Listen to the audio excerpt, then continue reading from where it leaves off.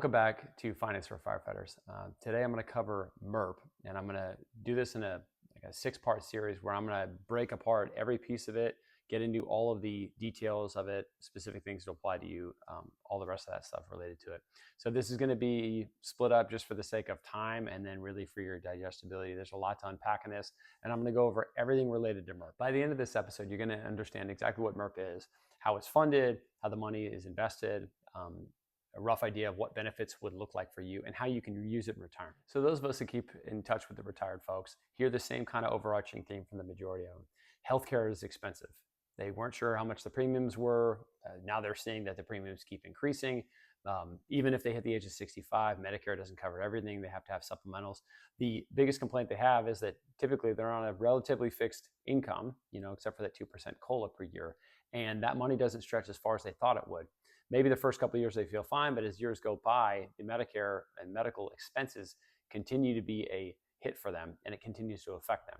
So there is one thing we have now that works fantastic to solve this problem, and that's MERP. So MERP, Medical Expense Reimbursement Plan. What is it? Well, it's a firefighter-only, privately funded trust that's privately managed. The money goes in there tax-free, it grows tax-free, and it comes back out tax-free. This is something that we have that is sponsored now by IFF and has been around for almost 20 years. And we're going to dive into exactly what it is. So MERP is not tied to your city. Once the funds go there and they leave there, it's basically your own account as part of this trust. It's not tied to CalPERS, so it's not tied to public opinion. It's privately managed, privately funded, and that money grows and has a great track record of growing and providing those benefits for members in retirement. So if we think of CalPERS like our pension system for our regular paychecks, think of this like a healthcare pension system for you. Okay, let's get into some specifics of how this thing actually works. First thing we're going to talk about is ASUs, or active service units. So as we pay into CalPERS, I'm going to draw a lot of parallels between CalPERS and this because it'll be the easiest thing to kind of understand. But if you pay into CalPERS, that's all usually based on a percentage of your pay and things like that, right? The more you pay into there, the higher your benefit is. But either way, counting your clocks, ticks up based on the amount of time that you're working. You actually physically have to put in the time to do it. This works slightly differently than that. So an ASU, or active service unit, is basically you putting money in, or you and your employer putting money in, and that money grows over time. So an ASU, to earn one ASU, is $25 per ASU. And basically, as you're putting that money into that MERP over the entire course of your career, that money is earning up over time, right? And that money is being invested and grows over time. So the more ASUs you put in, the bigger amount of money that's in that account, the more that money's growing, and the more that you'll get back in the end. So everything is tied to the actual contribution amount. It's not tied to the length of time that you do this. So that's a huge advantage of this versus having to put in your 20, 25, 30 years worth of CalPERS and trying to get your last highest year, or in the Pepper case, your last 3 highest years. This is all tied into the actual amount of money contributed to it. So it doesn't have to be a crazy amount. We'll get into some examples in some further episodes, but basically contributing those amounts allows you to earn the time, as it were.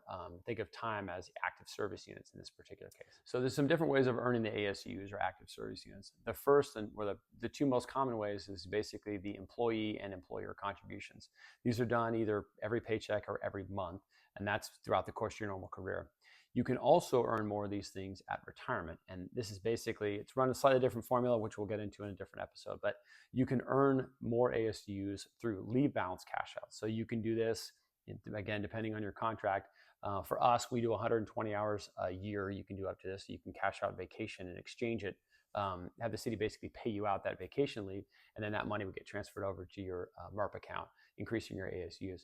So you can do it annually for us, up to 120 hours a year, or at retirement if you have large balances, like a large vacation balance or a large sick leave balance. You can use that money, and instead of getting paid a large check that you're taxed on, you can have that money transferred from the city over to MERP, and now that'll increase all the ASUs and obviously your healthcare pension as a result of that. So bottom line for this is, the more ASUs you have, the larger the amount of money that you're going to get monthly in retirement through this lifetime benefit. So let's get into an example of really the similarities and the differences between MERP and CalPERS pension system that you're familiar with. So for a PERS pension, it's based on your years of service. The pay is monthly income. It's what it pays. It's professionally managed. All the money's taxable, and it's basically set up to replace your salary. For MERP, instead of years of service, it's based on those ASUs like we had talked about. It pays a monthly tax-free medical reimbursement. It's professionally managed the same way. It's tax-free, and it covers all of your medical costs. So it's literally the healthcare pension equivalent. We'll jump in here and look at exactly what MERP will actually pay for. So MERP covers a wide range of legitimate medical expenses. The number one thing most people use it for is in medical, dental, and vision insurance premiums, your monthly premiums that you have. You can also use it for your Medicare Part A, B, D, which are your supplemental stuff for Medicare, supplemental plans. You can use it for copays, deductibles, prescription drugs, medical equipment, approved medical bills, long-term care premiums. So this is another huge advantage of it. If you have long-term care insurance or there's an option for you, you can actually use this to fund your long-term care in the future. And then a vast majority of other things you're able to cover for this. We touched on this a little bit in the previous episode of HSAs and VIVA, but if you go to the IRS website and just type in qualified medical expenses, there's a huge list of things that actually apply to this. So the majority of folks use MERP and the normal monthly, hey, here's my insurance premiums part of it, but a lot of folks use it for additional things on top of that. You know, like, hey, I need a hot tub, or I need other things that are, you know, medically necessary based on what your doctor says. So let's look at some eligibility things that allow you to be eligible for MERP. Well, let's say you're new to it or you're looking at setting it up for your department. There are some minimum qualifications, and the main one, namely for this, is 5 years of active service units. So there has to be 5 years worth of contributions. Again, if you want any more specifics on there are workarounds to that, which I've helped set up for our local. But 5 years of active service units allows you to qualify for that lifetime medical benefit.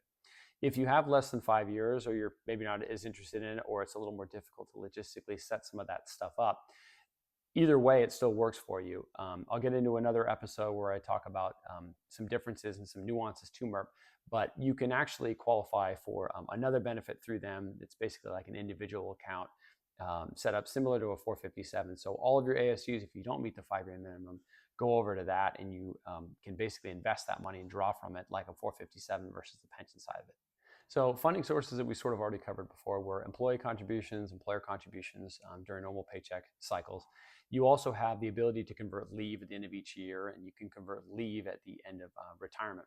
But one huge benefit to this, and I'd say that makes this a lot better than having lifetime medical from some other departments, are that once the money leaves the city and goes to MERP, it's there. It's your money. It's in the MERP account under your name, basically. So there's been several issues of other departments who've gone through bankruptcy where maybe they had lifetime medical before. Not only do the members who are currently working lose that lifetime medical benefit, but everyone in retirement actually lost the benefit. So even though they weren't part of bankruptcy, maybe they had been retired for 5 or 10 years, they actually lost their lifetime medical benefit.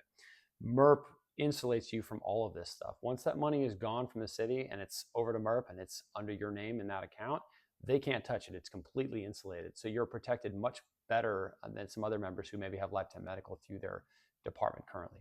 So MERP is a huge benefit that our local has. There's several locals that are jumping on board with it now. If your local is not part of it, or you have more questions about it, and reach out to me. I can help you plug in with Greg Wilson. Actually, is one of the folks who came up with it in Southern California. Super great guy, very dialed in on it. It's a great benefit that our members have now.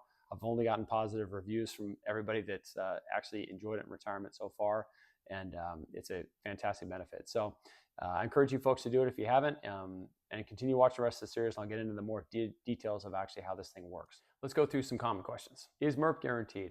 Well, I'd say it's pretty much as stable as any other kind of pension system that you can think of, like CalPERS.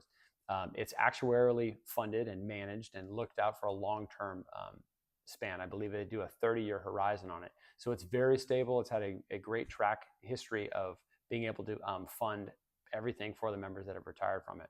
It's weathered several different financial storms, and it's done fantastic through each one of them. So most of the MERP, as it is known as today, again, it was set up through up in Washington and then down in Southern California. And they've recently merged over the past few years, but both of those weathered the 2008 financial market crash, housing market issues, things like that, inflation stuff recently, all the COVID stuff. It's weathered all that kind of stuff without any kind of issues. So it's because it's professionally managed and private, it insulates it even more than a CalPERS would, which has a lot of external political forces that affect it. So it is a very, very safe pension system in that regard. Do unused benefits roll over? So MERP is set up in a way to where when you retire, you're getting a check basically every month to be able to cover those medical expenses. Now, again, I'll get into more detailed specifics on this, but in retirement, let's say that your medical premiums are $1,000 a month and your MERP benefits $1,500 a month.